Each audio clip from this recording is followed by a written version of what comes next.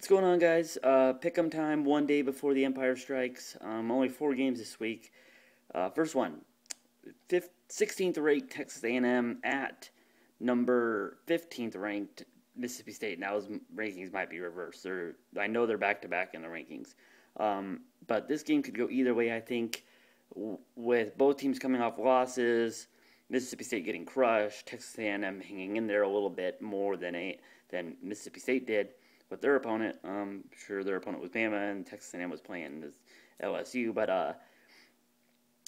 I think it's hard to pick against Johnny Football because I think he's just got that winning mentality, kind of like a Colin Klein type player, where he's just going to find a way to get the job done.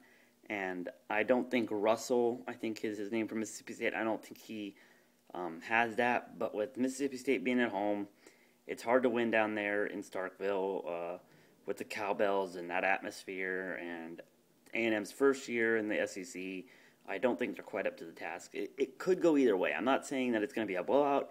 It's going to be really, really, really close. It could come down to a turnover or whoever has the ball last.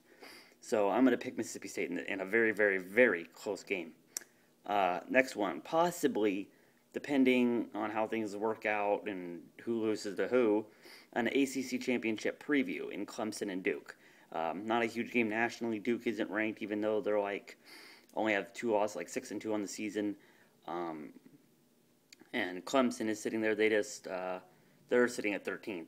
But I'm going to take the Tigers. I think their defense is good. I think their offense is going to be too much for the Blue Devils' defense also, and I don't have faith in the Duke's offense. I haven't seen them play a lot.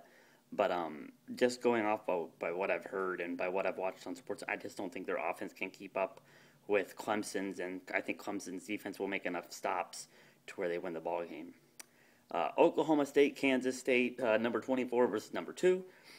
Kansas State at home at this one. I picked Kansas State to lose to Texas Tech last week, and after they gave them the butt whooping they did, I don't know if I can pick against Kansas State again.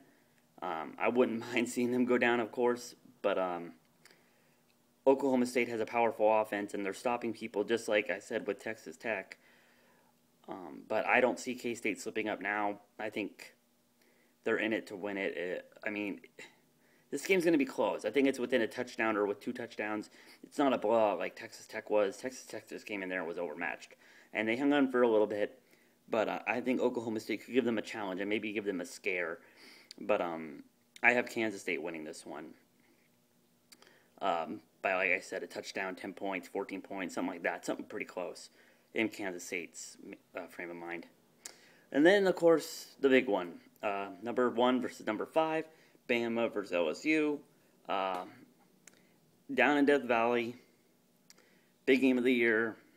This was supposed to be maybe the second game compared to Oregon and USC. If both teams were going to be ranked in the top 5, Oregon and USC, game day would have been at USC for Oregon, but USC slipped up, and it's not really a marquee matchup anymore. But this game, I don't think it's going to be 9-6. Let's hope not. Good Lord. But I think it's still going to be very, very close. I think it might come down to a turnover, punt block, punt return, kick return, something that kind of nature. But I also think it's going to come down to Mettenberger. Can he perform? I think he's a highly overrated quarterback. I think he was just getting a lot of praise because it's LSU. They're coming off a championship season or appearing in a BCS championship season.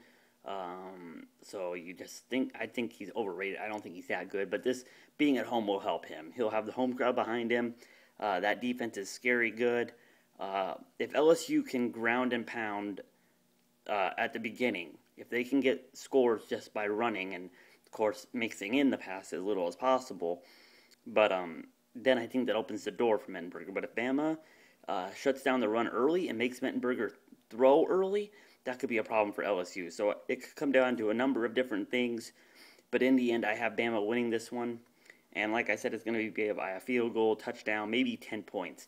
I don't see this one getting away from anybody.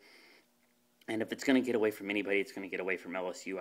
I think Bama is just a better team when it comes down to those close games. McCarron has been there, done that, won championships.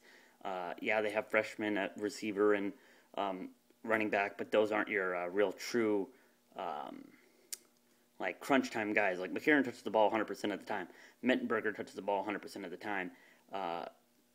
And in crunch time, you want the guy that's going to touch the ball 100% of the time to be clutch. And I don't think Mettenberger is clutch. I think he can make mistakes. I think he has proven that in the past against Florida. And McCarron is yet to throw an interception. So there you go. I have Bama winning that one. So should be a good weekend of football. We'll see what happens with K-State and then the Bama matchup. Those are the two main ones. I could care less what anybody else does. Those are the teams that, and Notre Dame has a cake game against Pittsburgh. So we'll see what the top two do. If LSU wins that ball game, that could be really, really, really scary in the top five. Like that would just cause, like I said, a shitstorm in the top five.